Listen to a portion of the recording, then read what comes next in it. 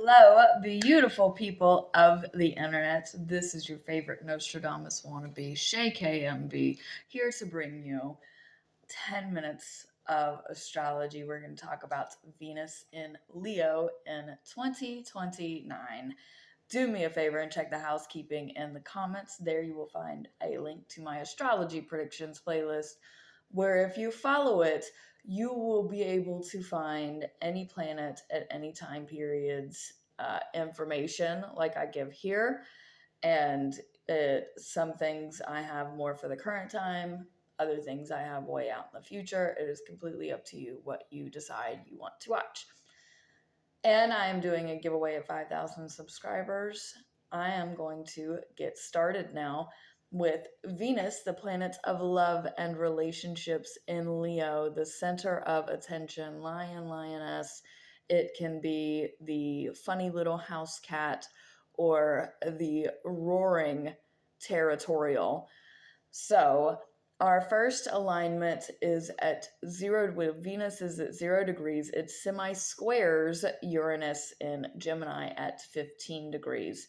So, this big, courageous, creative heart that you have is going to experience a mild irritant with your all over the place creativity. So if you have ADHD like me, it could be a project that you're working on that there's just some sort of little wrench thrown in that you may or may not have been expecting, and it just is like, really, right now I have to do this. Semi-squares do not typically last very long, so this is usually only a day-long irritant, but it still will throw you out of whack. Semi-squares are a 45-degree angle, and they're usually like mini emergencies that come up, like you have to go be here right now at this minute, or you're going to go to jail or something crazy. So it is frustrating, but you will get through it. We have then an opposition at 9 degrees. I know that I just went from Venus being at 0 to 9 degrees. There are probably other asteroids, moons, other planetary bodies that make alignments that I'm just not discussing here because I haven't already made videos on them. I only usually talk about things that I have already discussed previously. If you want me to do more series like this, potentially for Ceres or Eris, or I could do Pandora, whatever planetary body you would like me to focus on, you should put your vote in the comments. But yeah, we have an opposition to Pluto in Aquarius at approximately 9 degrees. This is around July 4th, 2029, and in America, that is Independence Day. Well, this opposition is saying your heart and the way that you love, which right now is family oriented and passionate, it's driven, it's philanthropic. It's Leo is probably one of the most giving signs of the zodiac. Now, they do expect you to give just as much back to them, don't get it twisted, but they have an extraordinarily giving gold heart. Anytime Venus is here, I just imagine it, your heart being surrounded by gold. And this opposition is saying the way you love your philanthropic, golden hearted self is opposing all of the changes that have been happening in society because Pluto, sex, death, transformation, reincarnation in Aquarius, the wild card of the zodiac, change for the sake of change. And because of all of these big societal, technical changes in the way that we live as a group, as a civilization, is not aligning with this little gold heart of yours, and all the same, you wanting to give and be your most authentic self and to have fun, may be coming, and especially with family, it may be coming up against your friendships. This is like, are you going to choose your friends or your family? Are you going to be social, or are you about to go shopping with your niece or nephew? And what's more important here? So these changes in society is showing a mirror to you, like, yes, you want to be giving, but Aquarius is about giving of your time. That's probably, I would say, their love language is if they spend time with you, then that means a lot to them. Whereas Leo is more of the gift giver. They want to give you everything. That's their love language. And here it's shining a light going, which version of love are you trying to portray right now? And how socially accepted is that really going to be? Uh, it's Oppositions are choice and decisions. This is where your free will comes into play. So there's going to be some sort of opposing force. Now, oppositions I can view negatively or positively. Sometimes it works out where you can have your friends and your family together and everybody can be happy, and you've made that correct decision. The opposing force, the negative, is you have to make a heartbreaking decision to decide between these things, and that could change the trajectory of kind of your social standing here, which social standing isn't really an Aquarius matter, because at the end of the day, to them it does not. Like, that's the last thing that matters. The thing that matters to them is their social standing with their friends, because they want to be a good friend. So that's what I mean when I say that. We then have a trine to Neptune in Aries and a square to Chiron in Taurus at 11 degrees, approximately July 5th, 2029. And the trine to Neptune is good because your very giving heart is in alignment with Spirit, Great Creator, whatever you decide to call it.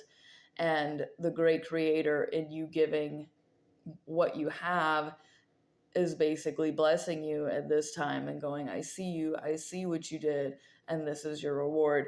Now, the square to Chiron in Taurus is where things get sticky, because this is happening on the same day. So this could be. Now, I've been saying that Chiron and Taurus is all about cleaning the house and cleaning your environment and being more involved in like grassroots efforts and coming back to home and your values, what things mean to you, and how you're healing your morals and etc.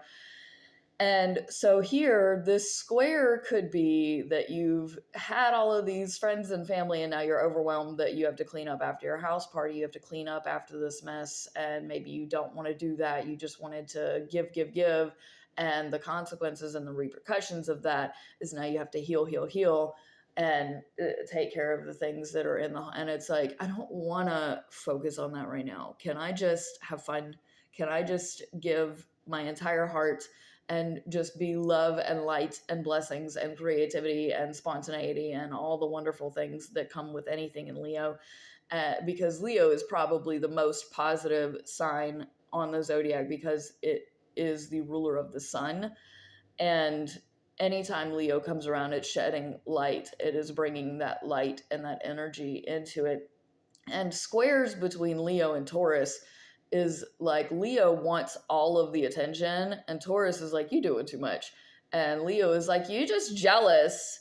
And Taurus is, okay, whatever you have to tell yourself, but I'm just chilling here and enjoying my life with all the ado and the drama. And so you have a lion versus a bull here.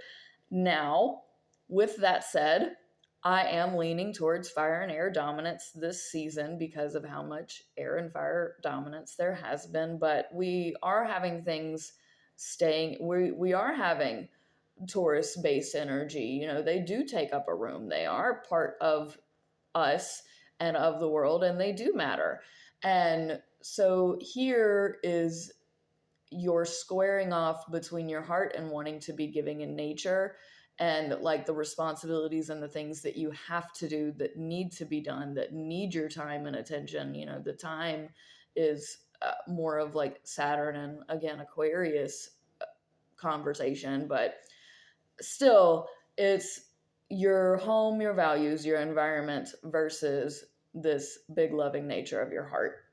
We have a sextile to Mars in Libra between 12 and 13 degrees, approximately July 6th to the 7th of 2029. And at this same instance, we also have uh, Mercury in Cancer, which is semi-sextile here to Venus at 13 degrees. Now, I like all of these. To me, these are all positives because our heart is teaching the way that we emotionally communicate, that it needs to come with love first. And so I really like that. The communication, especially small group communication, like between 2 to 5 people, I would really say more than 2 or 3, but I try to be a little generous with Mercury because it is the messenger of the zodiac in Cancer. It is emotional messages. But Venus is teaching Mercury here that those messages still need to be brought with love in order to get your point across. And the sextile to Mars is actively trying to maintain social balance, emotional balance, mental balance, like all of the things you can balance. This is in a good place right now because your heart is in a good place right now.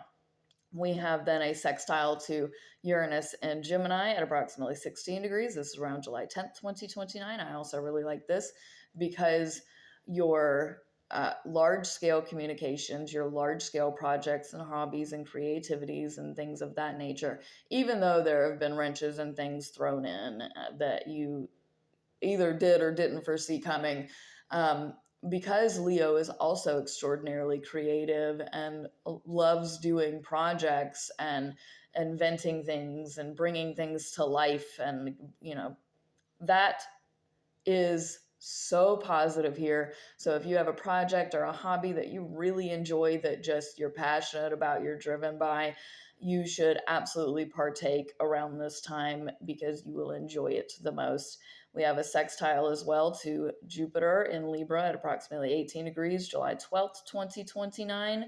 And I want to mention to Aquariuses, if you have anything at 18 degrees of Aquarius, between 16 and 18 degrees, this will create a kite between Jupiter, Uranus, and Leo, which is great for big scale creativity and your relationships and how you like all of that. That would be absolutely beautiful. So if you have anything at 18 degrees of Aquarius, this is a fantastic time for you, especially to do really big creative projects. But the sextile between Jupiter and Venus is very beautiful because on a big way we're trying to balance our life and our love and our relationships and how we heal things, how we hear things, how we see things, how we do things. Do is more of a Mars term for sure, but Jupiter here is expanding the mind in a very balanced way. This is just fantastic because it's large scale balancing, and with your heart sextile and bringing beauty to this and light to this. This is really healthy and really good for you, and I hope that you can maintain this energy. But we then have a square to Saturn in Taurus at approximately 22 degrees. Now, I do like this degree. This degree is more forgiving, but it is still technical. And this is approximately July 15th, 2029. This is you squaring off between your heart and, again, your responsibilities in the home, with your time management, with your money management. So anything that goes into Leo is definitely more spendthrift. You don't pay attention to your money. So throughout this time period, it is really ideal to pay attention to your finances and where your money is going, because by the time we get to this alignment, this may be your comeuppance, because Saturn also rules karma to some extent. And at some point you got to pay your dues. So hopefully you can here, because this is going to be very stressful, and manage your time, manage your money very wisely, especially for the sake of your home environment. We have a trine. This is the last alignment I'm going to discuss with you here, to Eris and Aries at approximately 26 degrees. So this power, this initiative, this drive and motivation, really going to bat for your passions, for love, for light, for honesty, for all of these things. Very, very good. Eris is probably the most start and shit planet. I think it's a dwarf planet. that we have. It's further out than Pluto, and it is been in Aries for our lifetimes now, and it will go into Taurus approximately 2040 sometime. But since Eris has been in Aries, we have been a lot more aggressive, a lot. It's easier for us to stir the pot and not care, and for things to just happen and come up and be aggressive about it. And that's like been normal. So even this here, that is going to feel like with your golden heart, you kind of have carte blanche to do these things because this is what you've been doing anyway, and this feels good, and I'm gonna do, even if it is stirring drama. Drama can be fun sometimes, but I know that that's the wrong take. That's just what I see. So then Venus goes into Virgo approximately July 21st, 2029. Peace out, fam. Much love. Press the buttons. Thanks. Bye.